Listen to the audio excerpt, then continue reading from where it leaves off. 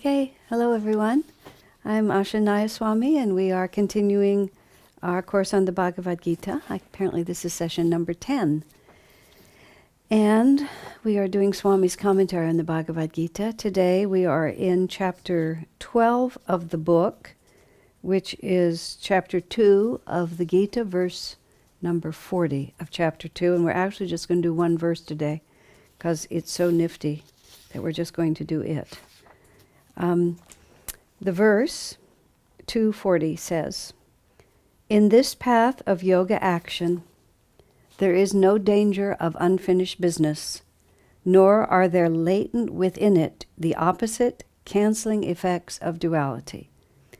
Even a little practice of this religion will free one from dire fears and colossal sufferings, which are inherent in the unceasing cycles of death and rebirth." This is a verse why you understand why you can spend a long, long time on one verse. Swami starts in the paragraph he writes above. I'm going to read just his one paragraph. I could read you the whole book out loud, but I'm not going to. This chapter is called The Nature of Right Action, and his introduction to that verse says, "Yoga is inseparable from action, for it provides the how-to of the spiritual path. It is not, however, action with a beginning and an end like worldly deeds. It contains no unfinished act like worldly actions, the consequences of which can be diverted by what Yogananda called the thwarting crosscurrents of ego." That's one of the many absolutely magnificent phrases in Autobiography of a Yogi, the thwarting crosscurrents of ego. Every ego-inspired act, moreover, inspires a reaction, but to yoga practice there is no such dualistic reaction, for it is directed toward the termination of karmic activity. And then he says this is the teaching of chapter 2, verse number 40. So let's see where we can go with all of that. Let me just sort of find the pieces. You know, first of all, he just says yoga is the how-to of the spiritual path. Yoga is, among many other things, it's accepting the reality of what our present reality is and seeing what we can do by the use of our own willpower and the right direction of our thoughts and energy to move ourselves in the direction of our actual lasting happiness. And there are metaphysical laws that yoga has discovered. The sages who have practiced yoga have discovered that there are certain inherent realities to being a human being and having human consciousness, and they have systematized what those inherent realities are and made them into a program of action. Given this is how we are made, therefore this brings this brings this brings that. I mean, just in a very simple way. If you do nothing but eat chocolate, you may say, I like chocolate, it makes me happy to eat chocolate. But if you do absolutely nothing but eat chocolate, it may take a few years before it catches up to you, but there are certain inescapable consequences of certain actions that is not God punishing us. There's nobody to be angry at. It's just the human body requires certain nutrients and so on like that, and unless there's some transcending reality that puts you outside of it. But for the average person, this is true. If you slit your wrists, your blood will flow out and you'll die. Even if you don't want that to happen, or if you think it shouldn't happen, or it's unfair, if you open up a vein, instead of staying within the body, the blood will come out of the body, and after a while the body won't be able to sustain itself. So metaphysics, the laws of physics are the laws of the physical universe, but metaphysics is like the power beyond the material. So when I use a phrase like it's metaphysics, it's not the Moses and the Ten Commandments, it's not the Hindu gods and goddesses, it's not the Catholic Church, it's not Swami Kriyananda, it's just the way we're made. Yogananda was apparently once asked if you could have only one of the many techniques that are part and parcel of the path of self-realization in Kriya Yoga as he taught it. You're going to have only one technique. Which one would that be? Most people's minds who are familiar with our path would say Kriya Yoga because it is held up to be so powerful and effective. It just would be what you would naturally think. Master actually said the energization exercises, which is not even an actual technique of silent meditation. It's a technique where you use the willpower and the concentration to direct the energy within your physical body in order to develop the capacity to choose the direction of your energy. And you do it standing up, not necessarily with your eyes open, but it's not yoga and it's not calisthenics. It's somewhere in between. But he said, if you do the energization exercises with sufficient concentration, these were his words, you will discover all the rest of the techniques. Which is, if you start tracing the path of energy to its core, then the energy will show you its own laws. And once you uncover the laws of energy, then you will know what to do. So what yoga is the metaphysics. It's the laws of energy, cause and effect, which actions bring which results. The difficulty with being able to discover which actions bring which results is the thwarting crosscurrents of ego. Because we're not a blank slate. We used to say there's good karma, bad karma, and instant karma. And instant karma is good karma, because instant karma is cause and effect, just like that. So if you take an action and get a result immediately, there's no confusion in your mind as to what the cause and effect is. Thwarting crosscurrents of ego are when you have so much momentum that you set energy in motion, but you're moving, you're a river in flow, and so it doesn't always catch up with you.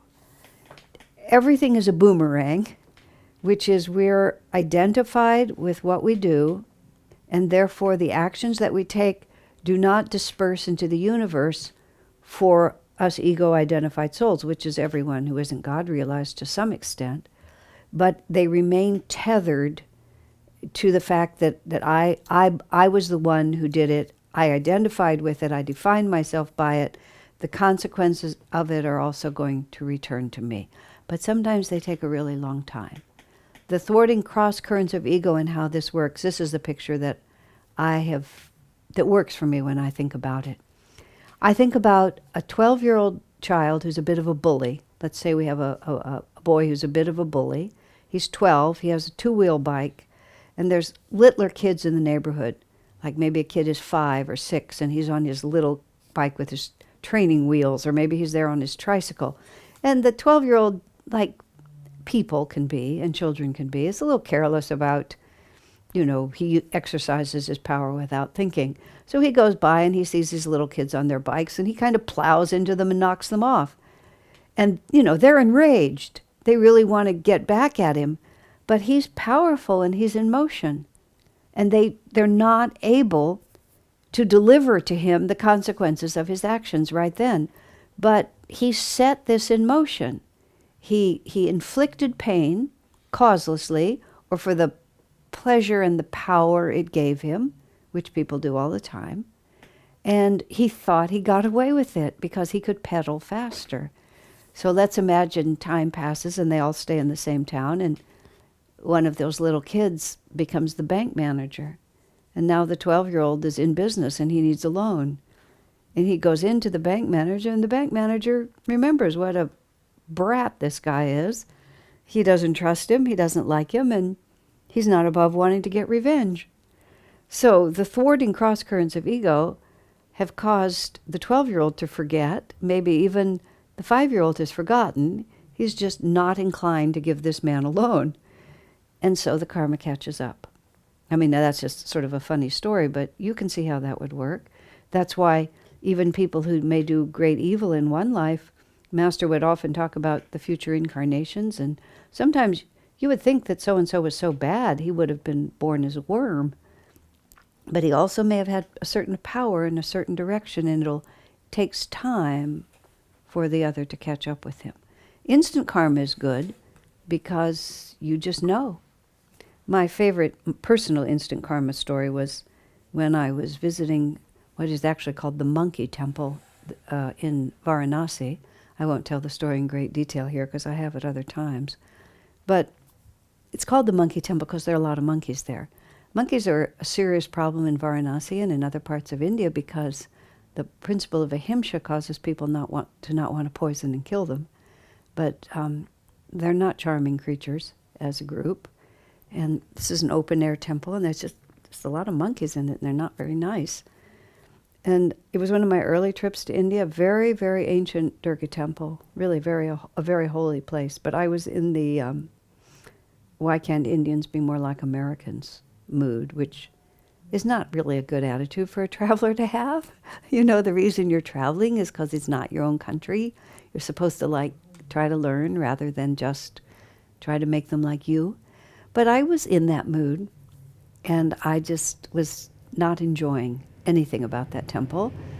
I had a very uncomplimentary attitude toward a lot of things. So I was walking around in a fairly notable state of negative energy, and a monkey jumped on my back. He jumped on my back because objectively I was so absorbed in my negative ideas that I walked in between a family group, which was stupid, but I did. And then they saw me as attacking. So he jumped on my back. I'm told later, I actually grabbed the monkey. I had much more courage than I would have expected. I grabbed the monkey. He wasn't that large. I pulled him off my back. I threw him to the ground. I said, "Get off of me, you filthy thing," like that. At which point, I created a huge commotion, and a great many people came running over with sticks, and they knew how to deal with the monkeys. But in between, the monkey turned and sank his teeth into my dress. And thank God he didn't sink his teeth into my leg, but he just was sinking. And then I started this all happens in seconds. I'm still yelling at him, let go of me, pulling on my dress like this. Finally, he closed his teeth and just ripped a piece out of my skirt. And that was, by that point, everybody saved me from that. But it was like I was so accepting. You know, you don't criticize Goddess Durga where she's been worshipped for many, many centuries. You don't just walk around as a twerpy little American and think that you know better than Goddess Durga. And so she just sent someone to teach me something. So action, result. But what the Gita is saying here, this first part, is like all action in the world, it goes back and forth. Because anything that's related to the ego, let me just try to put this picture because it's an incredibly important thought. Everything, the nature of spirit is that it's singular and it's absolute stillness, absolute silence, absolute oneness. Swamiji said to me something which, of course, I have no experience of, but it was a fascinating statement. He said, at the moment of liberation, he said, there is an instant where you realize that you are absolutely solitary in the universe because there is only one. And you merge into that one. And Swamiji said, and for just an instant, it's heartbreakingly lonely. It's just, wow. I mean, I just listened. I didn't have any idea how to respond to that. He said, and then in the next instant, you realize that it's perfect bliss. And so the satisfaction of all that bliss overcomes that moment.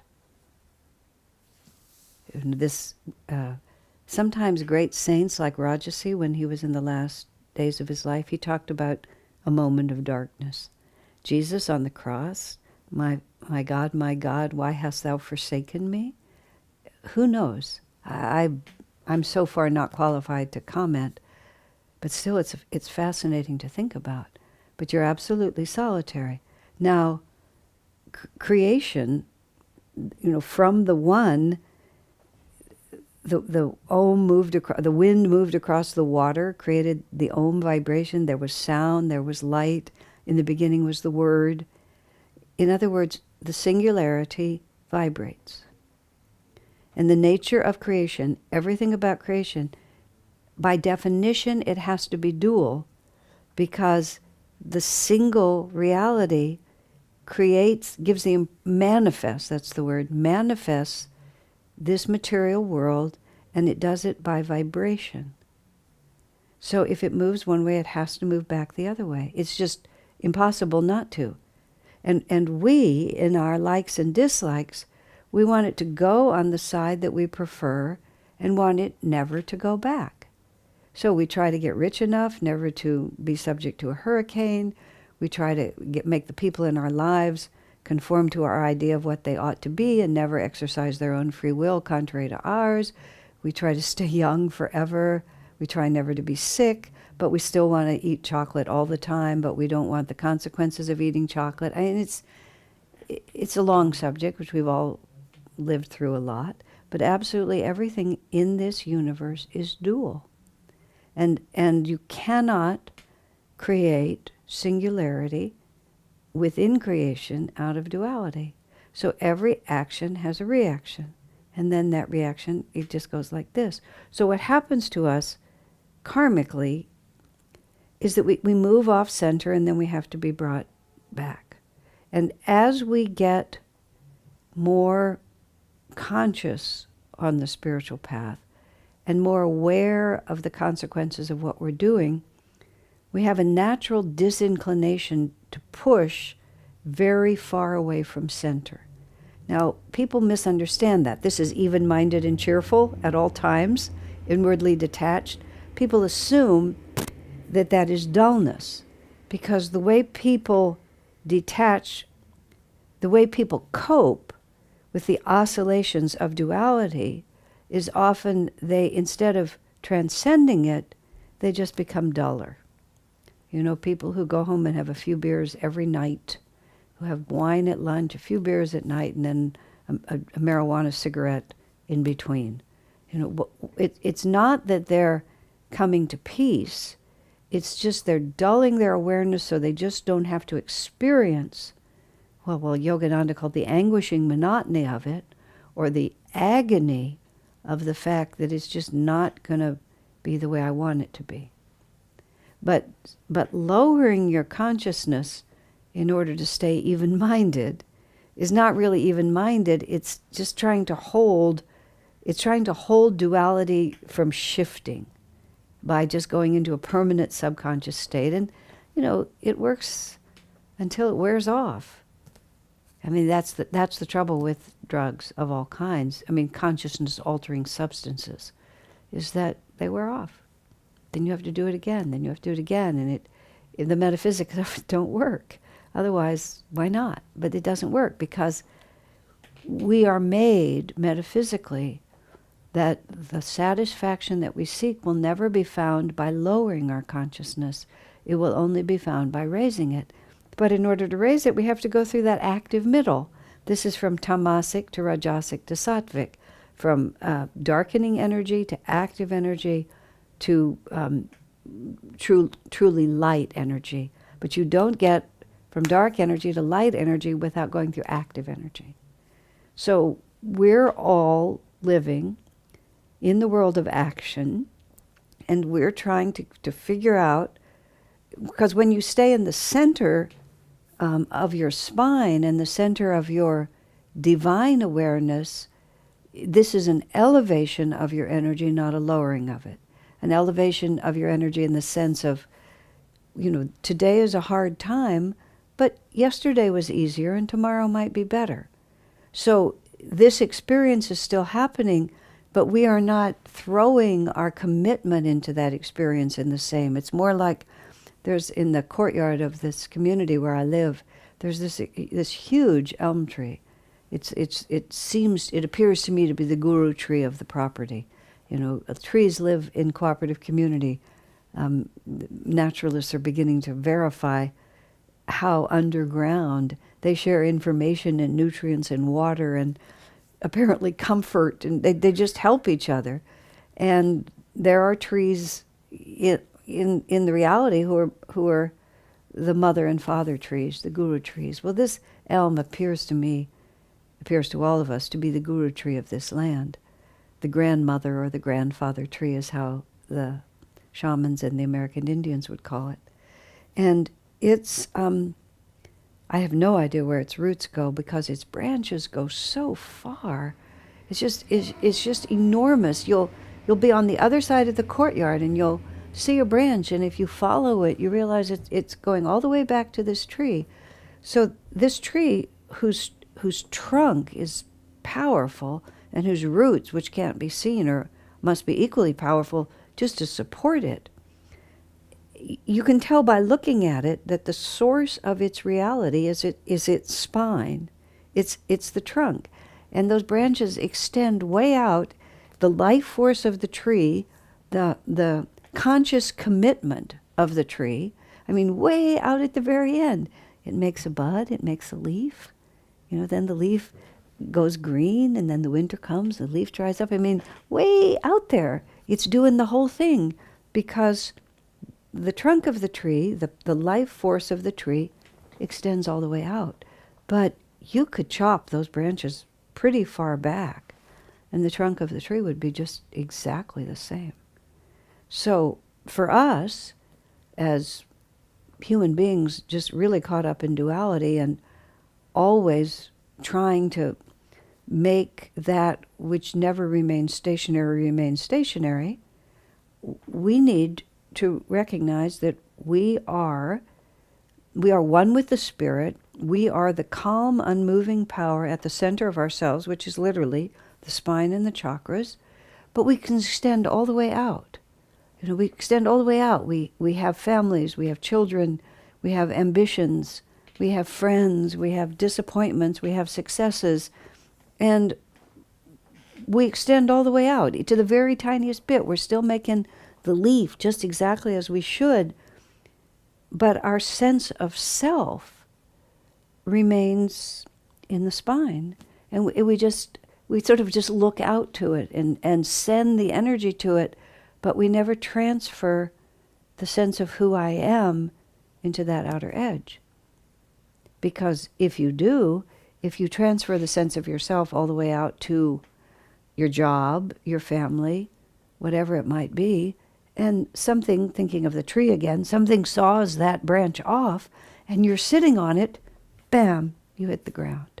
And then you have to pull yourself all back together, or maybe it all just goes beautifully. I was reminded of a story a friend told me. It was so heartrending. Her father committed suicide. And her father had been, this is in my book, Loved and Protected, Stories of Miracles and Answered Prayers. And this woman tells this story. Her father was a college professor. He was a wonderful man. He loved being a professor. Everything was fine. But for some reason, his university had a mandatory retirement age, which was quite young, which was 62. So all of a sudden, from having this whole life that he loved, he just was forced out. And he became so depressed and just so unhappy that he killed himself. Oh, Lord. I mean, somehow, even though I knew the story and I wrote it myself, when I was listening to the audiobook because the stories are so inspiring. Just by the way, on my website, which is Asha Joy, it's a free download, the audiobook to Miracles and Answered Prayers and the audiobook to Swami Kriyananda, as we have known him. I highly recommend them because it's another way to hear it, and because people told me those stories, so when I read them, I can read them in their voice. I tried to write them so that they would feel like that person, but anyway, I myself spent a 4-hour drive listening to those Miracles and Answered Prayers, and I was so moved by it. But nonetheless, coming back, this man commits suicide because he didn't live in the trunk of himself anymore. He didn't live in the spine. He'd moved his entire being out onto that branch. That branch was sawed off, and he just literally thought he had no reason to live, so he took his life. Oh, unbelievable. Okay, but that's the duality of it. And so action within duality, it just goes back and forth and back and forth and back and forth. Now, yoga is also action because, and we're only on chapter 2, verse number 40, and there's a lot left in this book. Because this whole question of action, inaction, how do you get out of action? Can you get out of action by not acting? Not acting is an action. I don't mean to spoiler alert to tell you what's coming in the rest of the Gita, but there's a lot of conversation about this, which is you don't get out of action by doing nothing. That's the idea. Action meaning you don't get out of the compulsion of duality by deciding not to participate, because the decision not to participate is clinging to one side of the duality. So it's the same thing as if you drink or watch television or eat bonbons, just dull yourself down with food or sugar or alcohol or marijuana or whatever you're using, whatever people are using. It doesn't work. You're trying to hold something at bay that's going to react and react. So now when we get into yoga, which is a particular kind of action, what yoga does is yoga anchors you in the center. And even though for a very long time, meaning incarnationally, once we start practicing yoga, from that center we're still participating in the duality. Nonetheless, if we're practicing yoga, everything that we're doing is anchoring us to the place where all motion will stop. And even if we still have to take care of all those little leaves and all those little branches, it's the energy flowing through us from the center rather than ourselves committing to each of those actions. Okay, so there's no reflection, there's no reaction to standing in the center. If it's always God's will, there's no balancing point to that. It just simply is God's will. Now, I lived with Swami Kriyananda in close association with Swami Ji I met him in 1969. I moved to Ananda in 1971. He died in 2013. In 1987, I no longer lived in the same geographic location he did. First 16 years, he was primarily centered at Ananda Village, and I was totally centered at Ananda Village. 1987, I came to live in Palo Alto, where I still live, and he began to live in lots of different places. So from that point on, I didn't live in the same, our houses weren't in the same suburb, village, but nonetheless, I stayed in very close association. He came and lived in our house in Palo Alto for weeks at a time for various reasons. Traveled with him. I saw him continuously, and I was in continuous touch with him until he left this planet. I say all of that, that's just by way of saying I saw him in a lot of circumstances. And the phrase I find that came with, it's not at all poetic. I never saw him rattled. I just never saw him rattled. I saw him very deeply moved. He was extraordinarily sensitive. For a very long time, I was too immature to truly read his consciousness correctly. But as I had more experience myself and really got to know him better, at first I thought that the way to be centered is that you don't allow things to affect you. But that was like my coping mechanism, not his. Not allowing things to affect you is basically dulling your consciousness so you don't have to experience them. That is not the same as transcendence. I know Swami remarked about someone once, he says, so-and-so seems less attached than I am, speaking about Kriyananda. But in fact, he's just less committed. And I really had to think about that a lot. Because Swamiji was committed to the point where sometimes neophytes like me or neophytes like other of my neophyte friends, we actually would try to instruct Swamiji on the proper yogic attitude. I only did that occasionally because it crossed my mind that since I had learned it from him, it was likely that he also knew it, and that it was very unlikely that I could actually teach him something he didn't know. But delusion is really bizarre, and it gets you at different times. Because he was incredibly committed. Now let's go back to the elm tree. The elm tree doesn't have an arbitrary edge. If it makes another branch and is completely committed to that branch. Everything of which that branch is capable, that elm tree is going to send all the energy it needs to that little tiny last point. And that last point is going to hold the whole potential that is available anywhere in the tree. And Swami Kriyananda came into this world as Master's emissary. I was talking with some friends just today. It's like, if we only had what Master himself did, we really wouldn't know what to do. But because of Swami's example, because of the laboratory of Ananda, because of the 140 books that he wrote that cover every aspect of human life, in which he applied superconscious insight to how to be happy, how to overcome emotional difficulties, how to be prosperous, how to persuade people. He wrote a book called Secrets of Persuasion, superconscious insight into how to get your point across and get people enthusiastic about what you're enthusiastic about. Money, art, marriage, children, just a huge long list. The superconscious way to do it.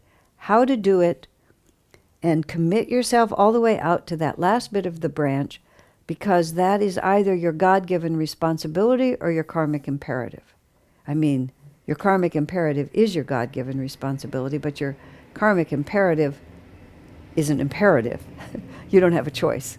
You know, it's not like we had a choice about whether we incarnated. We just incarnated because there were compelling vortices of energy that became dominant in the astral world, so to speak, and all of a sudden we're on a moving train, which is the moving train is our own energy. Let me just think about this for a minute. I think about it sometimes. Maybe I'm the only one who has this experience, but you know, it's early in the evening. I'll sort of set a plan for myself. You know, maybe I'll just answer my emails, and then after I answer my emails, you know, then I'll energize, then I'll meditate. You know, it's early. I could do all these different things. But I answer my emails, and then there's something in one of those emails, and then I start dealing with what's in that email, and then it would be easier if I talked on the phone, and then now that we're talking on the phone, maybe if we just go out, have you had dinner yet? No, I haven't had dinner. Let's go have dinner. And then pretty soon it's like 10 o'clock at night, and you vaguely remember back at 7, you had this trajectory that you were going to follow, but basically other vortices just took you into a different direction. I imagine oneself, and this is just my trying to understand with logic and things I can grasp, what the process of reincarnation is. I think we're in the astral world, and we're having whatever it is that our astral experience is, which I sort of vaguely remember, but I can't bring to a clear focus. And then somehow or another we end up reincarnating. Now, I like to think that I'll say people like us who meditate, who have this idea that there's dimensions of consciousness that don't require a physical brain, because we do meditate. When a friend of mine was dying, Tushti was dying, she stayed in her body much longer than the hospice nurse thought she would. I mean, like by 2 or 3 weeks. The hospice nurse really thought that she was finished with her body. We had a number of experiences where, you know, you could feel her just really going way out beyond the physical world, and you know, those of us who were meditating with her at time went with her. I mean, we went into these, not that I could see those worlds, but you could just feel this extraordinarily expanded consciousness.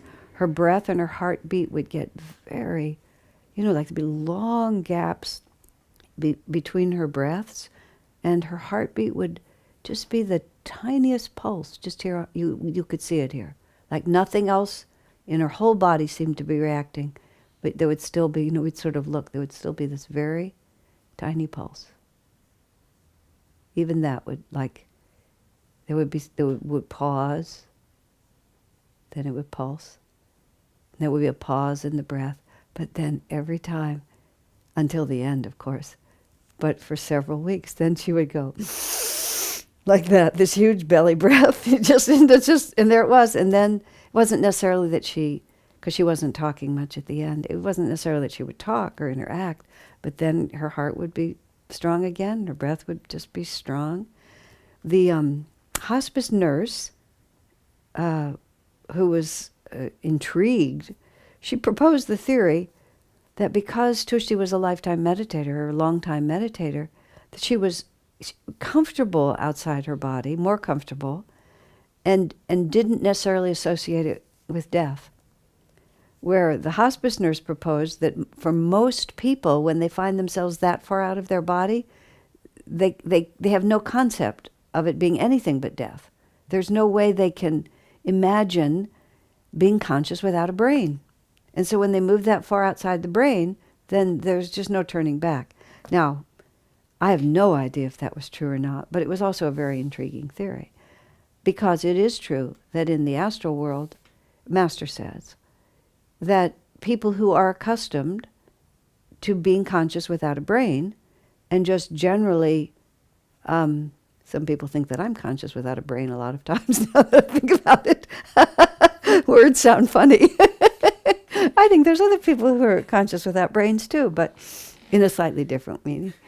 Master says, meditating yogis who know there's consciousness without a physical, what that means is that consciousness does not depend on a physical body. That's what he means by being conscious without a brain. Consciousness precedes the physical body and postdates the physical body.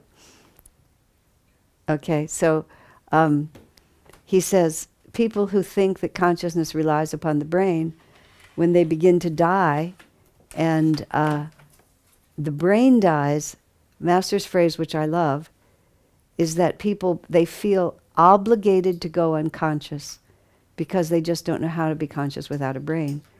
So people who are in the astral world, he says, such people never wake up in the astral world. That's what he said. He said their whole experience in the astral world, he described it as kind of like a gray dream, because they don't have the understanding, the awareness to know that you can be conscious of a non-physical world. Okay, so let's come back to where I was, which is people like us who have meditated, or at least know that there's non-physical realities that we can experience.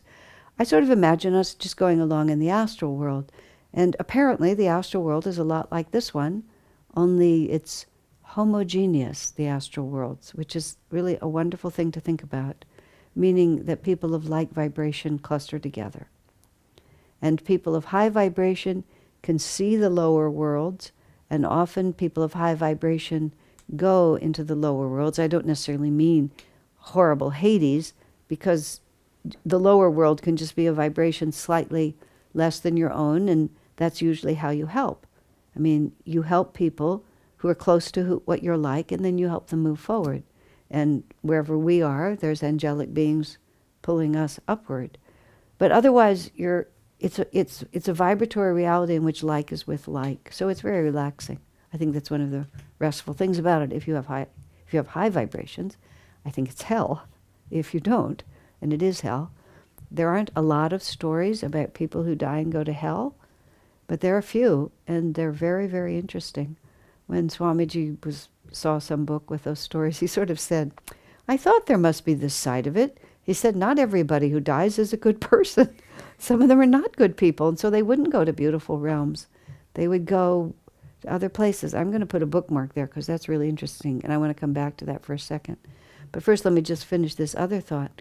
So I can imagine just sort of being in the astral world, and you simply get distracted by your unfinished physical karma.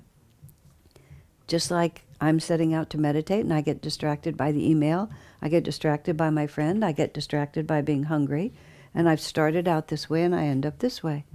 And so you're in the astral world and everything's just absolutely dandy and you're just going along, but then suddenly you get distracted. Distracted means your attention gets pulled that way. So the practice of yoga is the practice of not getting distracted, of simply always standing in the trunk, in the pure relationship of our self and our superconscious. You can use lots of words. Your superconscious, God's will, whatever you want to call it, but we're not distracted from it. We may still have to go out there and make these leaves. Okay, this is what I was saying about karmic imperative. It's like it's an imperative because, well, there's lots of ways to put it. It's an unfulfilled desire. It's an unlearned lesson. It's a I left it over here when I died. It was unfinished, and so it has to boing back. I have to be born again so it can boing back, because it's still tied to me. I identified with it. Sometimes I think about it like I took something that didn't really belong to me. I either took sorrow, or I took pleasure, or I took money, or I took selfishness. But in one way or another, I defined myself, and I owned something that I called myself that was not purely of the spirit. And so I'm leaning over. And you just have to keep, Master uses the phrase karmic debts. And I call that like a karmic debt, like I moved off and it has to come back. And that's why action in this world just has no end. You move this way, you move this way. But once you're in yoga, what you're doing is you're neutralizing all of those actions by your attitudes and your thoughts. That just everything keeps coming back to one. And there's no opposite to one. It's just is what it is, and you hold it. And the more you resist the inclination to identify with all those branches, and the more you take care of them without departing from your center. That's what yoga is. Yoga is union. The more we hold our energy in perfect unity with the will of God and our own superconscious self, there's no opposite to that. Because that's the end of the game, which is when no matter what happens, so Jesus can be crucified, tortured, humiliated. And it all happened. He was there. The Master said the avatar really comes into the experience. It's not like he didn't have the experience, but he never allowed the experience to move him from the center of himself. It was just happening. And it was happening. And he was in the branch. That's what I was saying with Swamiji. I used to think that he didn't really feel it. No, they feel it. The great souls really feel it. But they don't allow that feeling to define them, and they don't allow that feeling to move them away from this unity of consciousness with the will of God. That's why Jesus said, the Garden of Gethsemane, let this cup pass from me. And the cup was the fact that he had come to bring these people the liberating message of divine love, and they were going to reject it. The heartbreak was not that he was going to be crucified. The heartbreak was he had something that would save these people from so much suffering, and instead they were rejecting it. That's what broke his heart. Crucified was unpleasant, but short-lived, relatively speaking. But the tragedy of being the divine messenger and not being received, that was what broke his heart. Jerusalem, Jerusalem, I would have gathered ye as a hen gathers her chicks under her arms, but you would have none of it. That was his lament. I came as the Messiah to these people, and instead they've turned on me. It's just the betrayal of everything. But above all, what that means for the individual soul. Here a doorway was opened, and I refused to take it, and therefore I have to wander in darkness for a lot longer. And Jesus, of course, understood that suffering much more. But there's no unfinished business, is how the Gita puts it in a charming way, because an action that is based on duality, it's unfinished till it goes back to the other side. But actions that just keep neutralizing duality, there's unfinished business in the sense that we may have some residual things that we haven't finished, but the yoga practice itself, you keep bringing it back to surrender to the will of God, you keep bringing it back to love of God, and there's no opposite to that. That's the one thing. Now the bookmark I put in there is very interesting. I remember one or two of these stories that, and I don't know what book it was in, but it was a death and return story, but it was several people, two different ones I remember now, of people who when they died, they realized that their consciousness was really not attractive. And the one that I remember the most was a man who was a college professor. And he had a big reputation as a college professor, and he was one of those, as those people can be. And he had a big reputation, and he was very, very cynical. And he was very nihilistic. And he, in the clever college professor way, he mocked faith, and he mocked God, and he mocked people who had an inclination to be devotional and to believe in higher things. He made a career out of it. And he made quite a successful career out of it. And his wife and his children basked in the fruit of his success. But his success was based on cynicism. And because he was a college professor, he was influencing young people, and he was influencing them away from faith towards cynicism. And, it never crossed his mind that he shouldn't be doing it. It seemed to be working really well for him. And then somehow or another, I don't remember the circumstances, he had a death experience. And he went to the vibration of what he'd been teaching and imposing on others and what he himself believed, which was a world in which there was no light and there was no hope and there was no meaning. Because apparently what happens when you leave your body is that the body apparently deadens our sensations, because what we're experiencing is secondhand through the senses. We perceive the world, it transfers to the brain reads the signals, and then we have a more or less what they often call a vicarious experience, because until it comes through the physical body, it's not happening. But when the physical body goes away, apparently, I say apparently because this is what the masters say, and I can't say that I've experienced it, but I understand it. We have a direct experience. Instead of it being dulled down by the necessity to go through the senses and be interpreted by the brain, the vibration of what we're experiencing, we are vibration, it is vibration, and we just experience it. Which is why the people who die and go into heavenly realms just talk about an intensity of experience that they cannot begin to describe, because the dulling sensation of physical body is gone. So this man's essential vibration was cynicism, hopelessness, without meaning, nothing to aspire for. Now, think about what that means. People commit suicide over that. He was a fancy-dancy college professor, running his ego and enjoying all the power of doing this. But what he was and what he was perpetuating in people was a sense of hopelessness.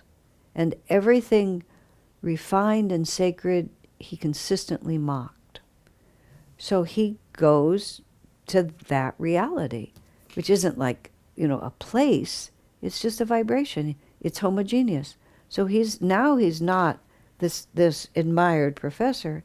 He's just sitting in his own worldview. And of course, it was horrible. It's just absolutely horrible. And somehow in there was remorse, there was suffering. I'm really not exactly sure how it happened. Or maybe he just went there and came back. The details are not clear to me. But when he came back, he somehow on the other side, not only did he realize how awful it was, but somehow or another he glimpsed that it wasn't true.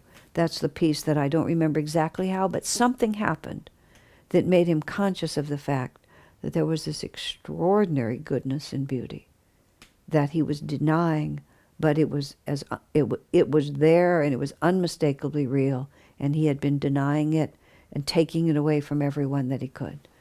So he comes back, and he's horror-stricken at his life, absolutely horror-stricken, because he got the consequences of what he was doing, and for the first time he saw what he was doing.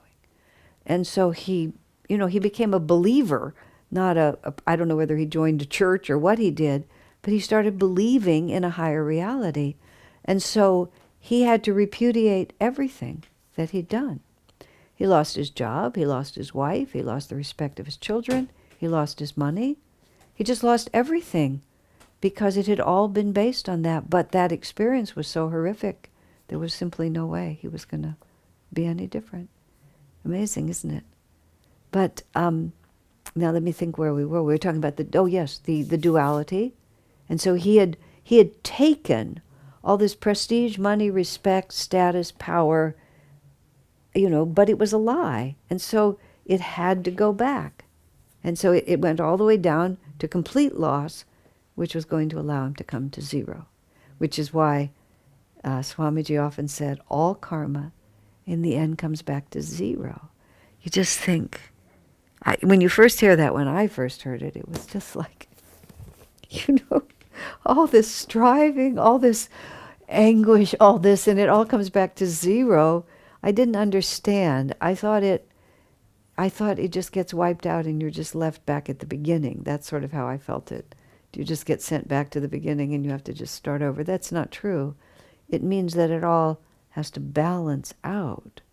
If you've pushed it this way, it has to go that way and finally come back to one.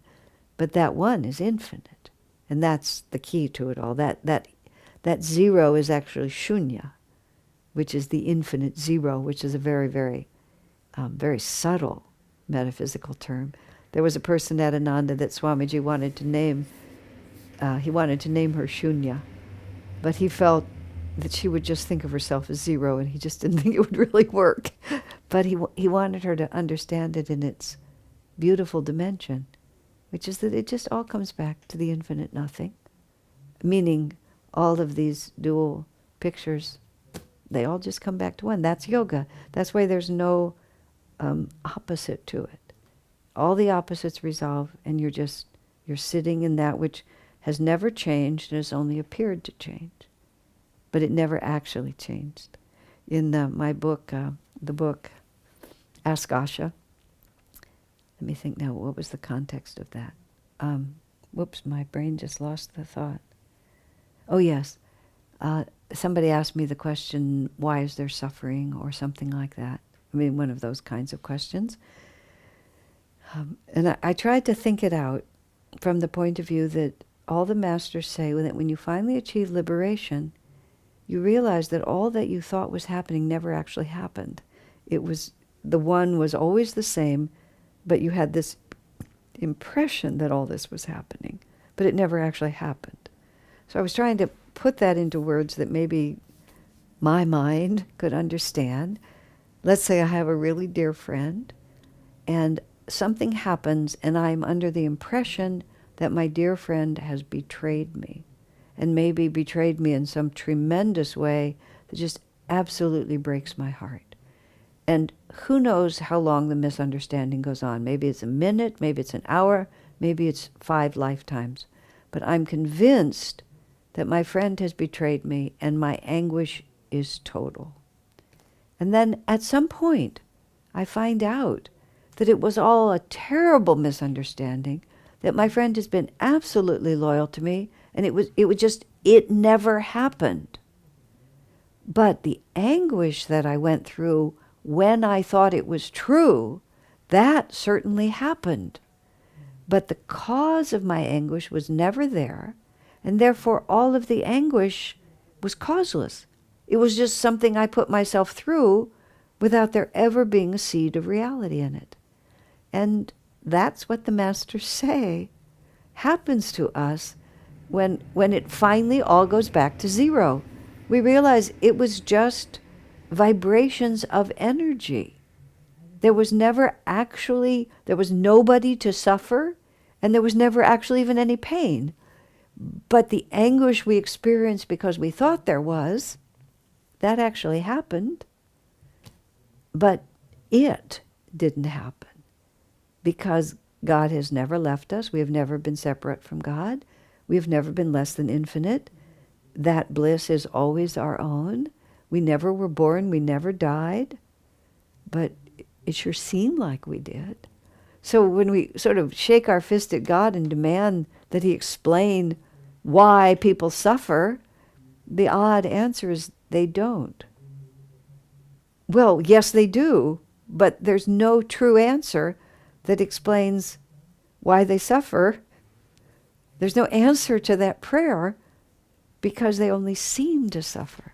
It's so annoying. I mean, it's so annoying for the intellectual mind who wants it to be different. But once you really become a yogi, and that's of course what this whole 240 is about. Once you really become a yogi and you realize what the actual rules of the game are, and we stop trying to impose on the game the rules that we prefer. But I want it to be like this. You've heard me talk about this little 3-year-old boy who lived in our ashram house in San Francisco for a time. And he had such a will. And he would he was very active, and he got bored really easy. And one morning, at 2 a.m, he simply crawled out of his little bed, and he stood in the middle of the stairwell. It was this multi-story house, but it was all wood paneling, and anything that happened on the stairwell could be heard throughout the whole house. He just screamed at the top of his lungs into the dark, "I want it to be morning. I'm sick and tired that everybody's asleep.